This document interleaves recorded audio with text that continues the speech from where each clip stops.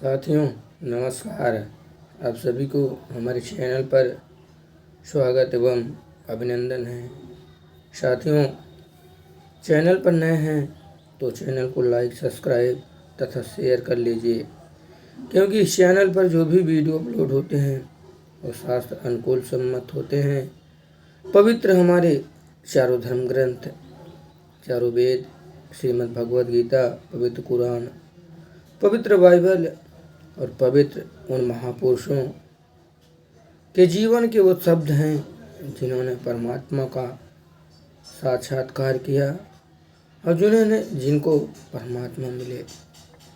साथियों, इस चैनल पर आपको ऐसी कोई वीडियो नहीं दिखाई जाती जो किसी डोम बाट की कहानी हो, किसी राजा की कहानी हो, जिससे आपको बहलाया जाए, फुसलाया जाए।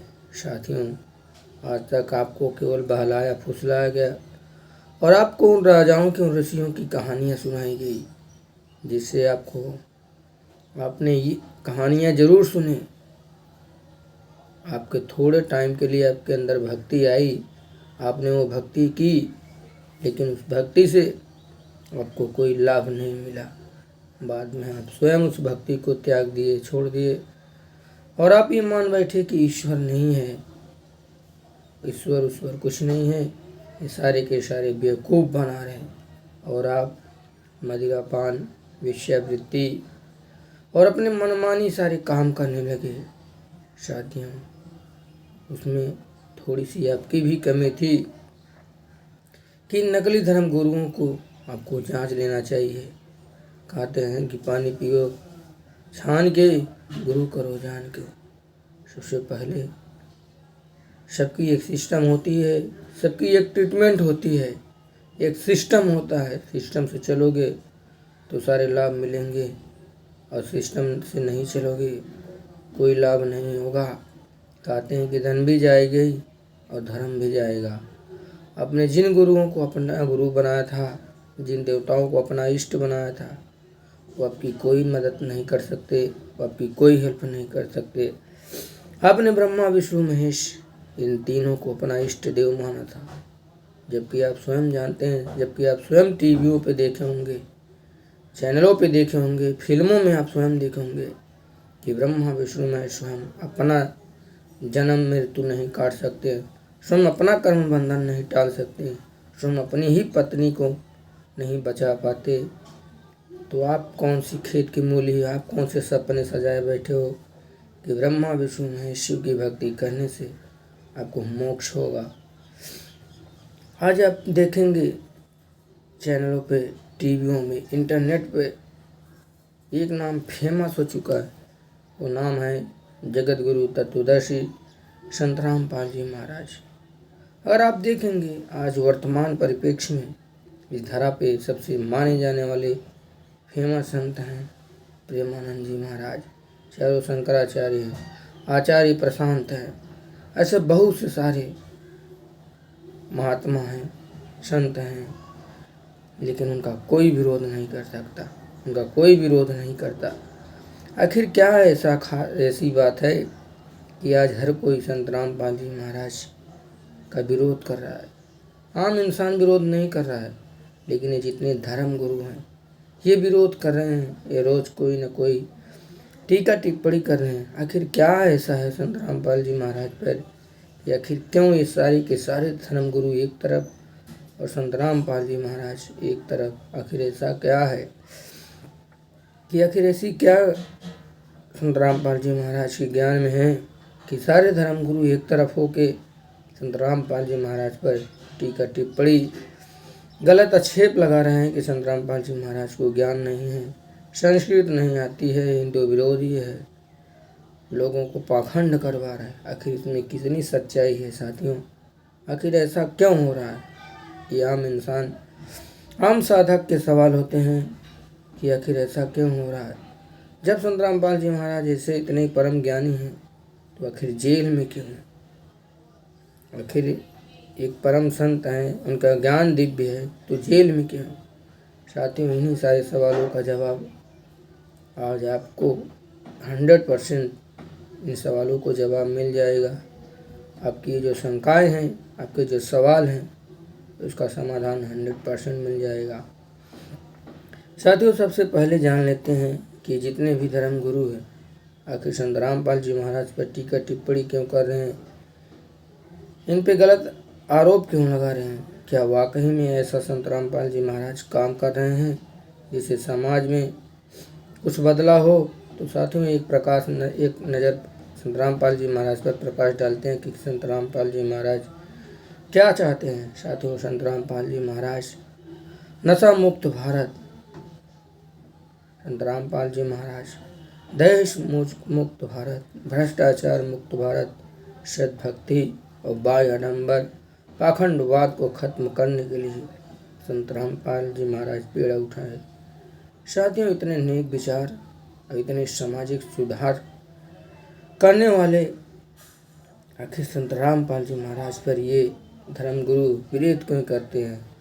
साथियों, बात यहाँ कुछ नहीं है, बात थोड़ी सी है कि शास्त्रों का ज्ञान न होने के कारण, समझ न होने के कारण, कहते हैं ना कि मूर्ख को मुँह सामने वाला मूर्ख ही दिखता है। तो ऐसे ही ये धर्म गुरुओं ने आज तक बाह्य आडंबर और पाखंड फैला के रखा है।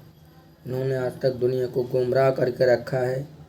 ये बताते हैं कि ब्रह्मा विष्णु महेश अजर अमर अविनाशी हैं, ये अजन्मा है, ये स्वयंभू हैं, इनकी कोई माता पिता नहीं है, यही सृष्टि के कर्ता हैं, यही सृष्टि के धर्ता हैं।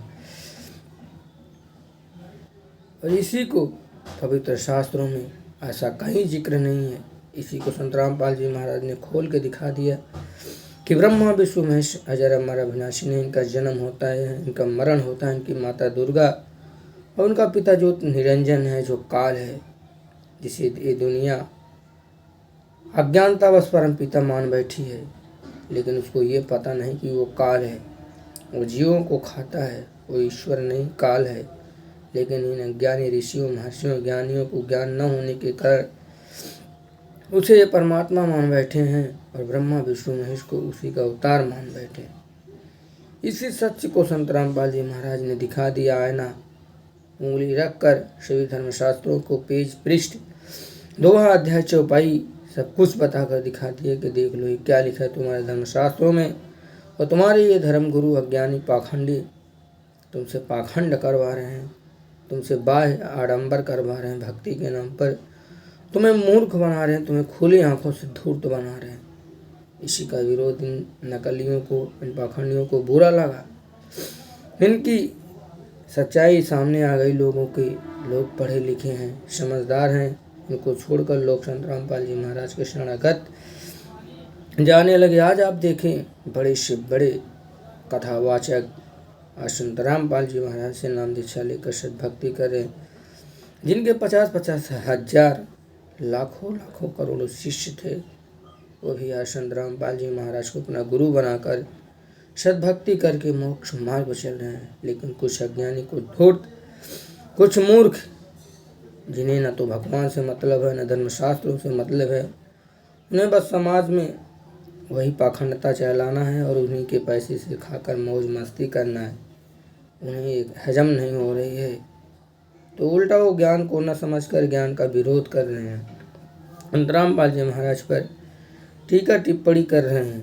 साथियों, आप स्वयं पढ़े लिखे हो, स्वयं समझदार हो, आप स्वयं आप देखिए संत रामपाल जी महाराज की भक्ति से पहले कोई भी धर्मगुरु पवित्र धर्म ग्रंथों को खोल कर नहीं दिखाता था, उन्हें लाल कपड़ों में बांध कर एक कोने में रखता था। लेकिन जब से संत रामपाल जी महाराज शास्त्र खोले और सभी को चैनलों पर दिखाने लगे, आज सारे के सारे धर्मगुरु खोल कर बैठ के दिखा रहे हैं कि देखो, ये देखो संत रामपाल जी महाराज गलत बता रहे हैं, ये देखो, जबकि यही नहीं पता। इसलिए एक कहावत है कबीर साहब की, नौमन सूत उलझिया ऋषि रहे झकमार, सदगुरु ऐसा सुलझा दे ऊजी ने दूजी बार। साथियों, आज तक हमारे जितने भी ऋषि महर्षि ज्ञानी पंडित आचार्य शंकराचार्य जितने भी हुए, सारे के सारे इस ज्ञान को उलझा दिए। कोई कहता है कि अहम ब्रह्मासि, कोई कहता है अद्वैतवाद ब्रह्म एक है द्वितीय नहीं, कोई बोलता है परमात्मा साकार है, निराकार दोनों है। कोई बोलता है परमात्मा निराकार है। इस ज्ञान को ऐसे उलझा दिए हैं कि जिसको सुलझाना मुश्किल ही नहीं, असंभव है। आज तक आप देखिए, जब से ये भक्ति परंपरा चली आ रही, जब से भक्ति मार्ग है, तब से आज तक ये निर्णायक नहीं हो पाया कि परमात्मा आखिर कौन है, पूर्ण परमात्मा कौन है, कैसा है, उसका वास्तविक नाम क्या है, कौन से उसे मूल मंत्र है जिससे मोक्ष होगा।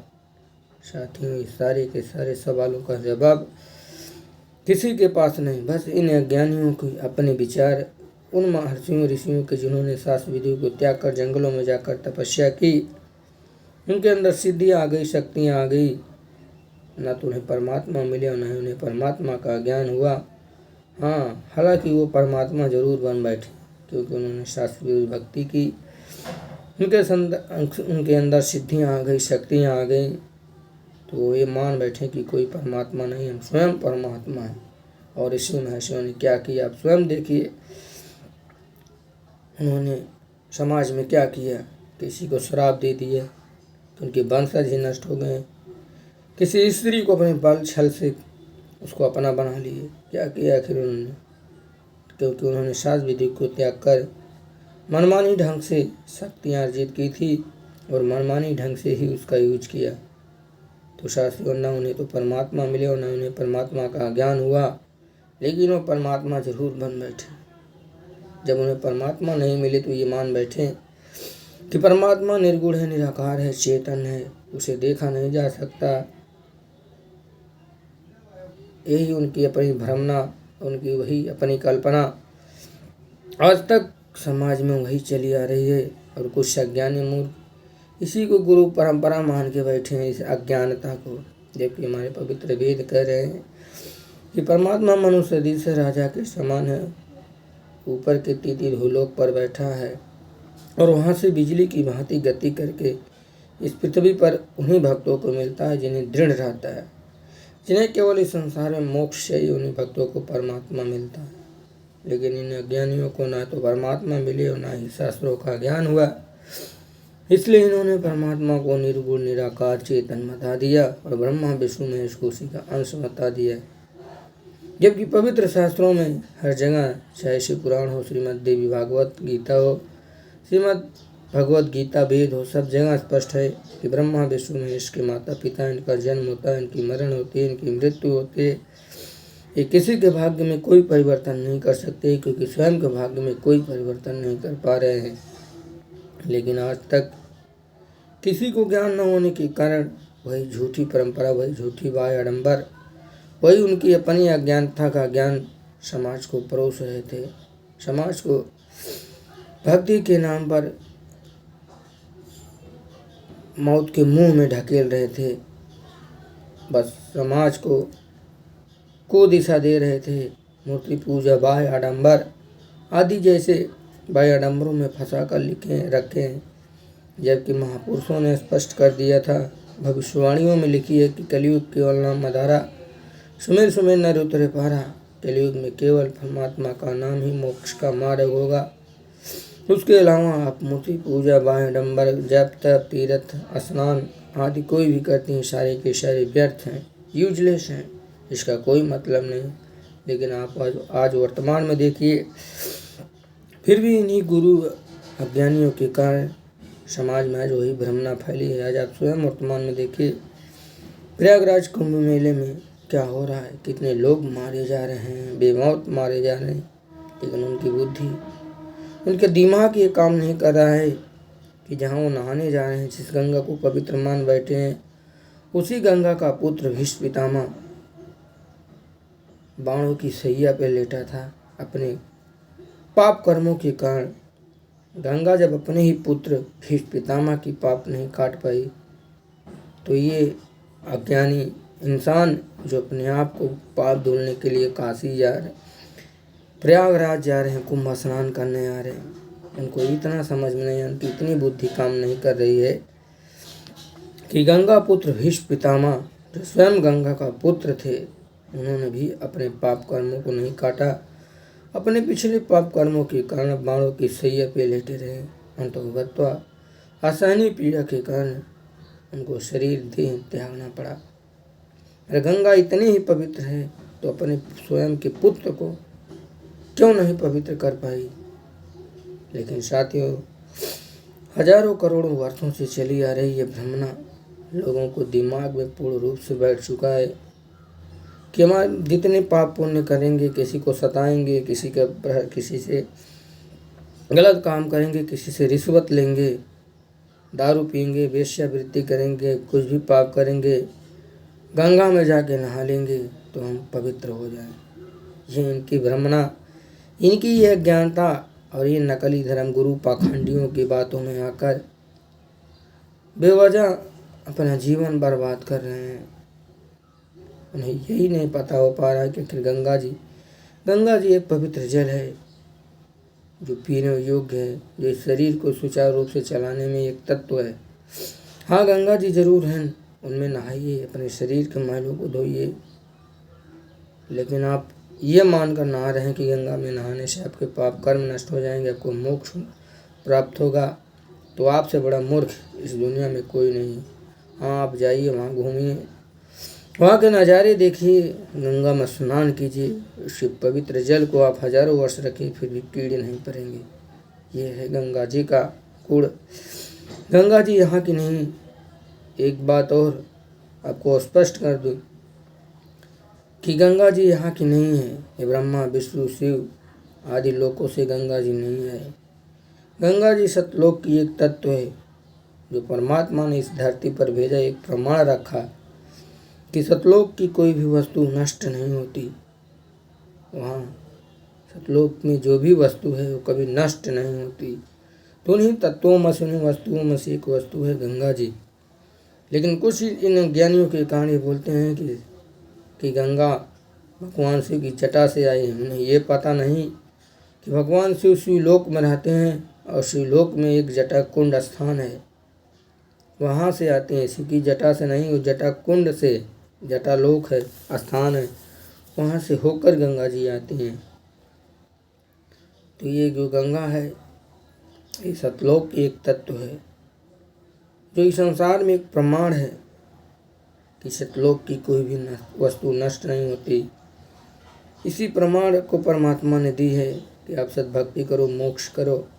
और इसी चीज़ को श्रीमद् भगवद गीता प्रमाणित करती है। गीता अध्याय 18 की श्लोक 62 में कि हे अर्जुन, तुम परम शाश्वत सनातन धाम जाना चाहता है, जहाँ जाने के बाद साधक कभी संसार में लौट कर नहीं आती। देखिए, यहाँ पर भी स्पष्ट हो रहा है कि परम शाश्वत सनातन धाम है, उसी धाम से गंगा जी आई है और वहीं पे आप भी और हम भी, ये जीव आत्माएं वहीं की हैं।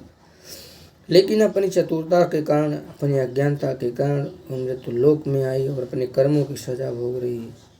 लेकिन हाँ, इसे एहसास तो जरूर हो रहा है, लेकिन इसे सच्चे सद्गुरु न मिले, पूर्ण गुरु न मिले, पूर्ण परमात्मा न मिले, इन नकली अज्ञानियों के चक्कर में फंस कर ये 84 लाख योनियों में घूम रही है, भ्रम रही है, रोती है, बिलखती है।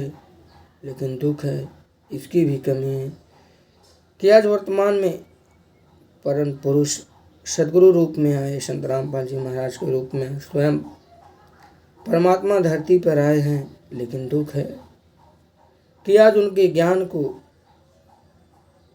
मान करना बल्कि उनका विरोध कर रहे हैं, क्योंकि वो स्वयं इस धरती पर परमात्मा सद्गुरु रूप में आते हैं और लोगों को उपदेश देते हैं और अपनी भक्ति देते हैं और अपना मूल मंत्र देते हैं, जिससे साधक भक्ति करके मोक्ष प्राप्त होता है। साथियों, आपसे विनम्र निवेदन है, आपसे प्रार्थना है कि आप संत रामपाल जी महाराज का ज्ञान देखें, ज्ञान सुने, उनकी पुस्तक ज्ञान गंगा, जीने की राह, अंधभक्ति खतरा ये जान जैसी पवित्र पुस्तकें, जिनको सरकार ने भी क्लीन चिट रखा है। इस पुस्तक में ऐसा कोई शब्द नहीं लिखा गया है जिससे किसी जाति, धर्म, मजहब को ठेस पहुँचे। लेकिन कुछ अज्ञानी, मूर्ख, धूर्त, पाखंडी इसका विरोध कर रहे हैं कि इस पुस्तक में गलत लिखा गया है, देवी देवताओं का अपमान के बारे में लिखा गया। साथियों, इस पुस्तक में ऐसा कुछ नहीं लिखा गया है कि जो किसी जाति, धर्म, मजहब पर ठेस पहुँचे। साथियों, आशा करता हूँ वीडियो आपको अच्छा लगा होगा। कुछ समझ में आया होगा, कुछ सत्य से आप परिचित हुए होंगे। तो वीडियो अच्छा लगा हो लाइक सब्सक्राइब शेयर कीजिए। मिलते हैं किसी और वीडियो में, तब तक के लिए राम राम, नमस्ते सर।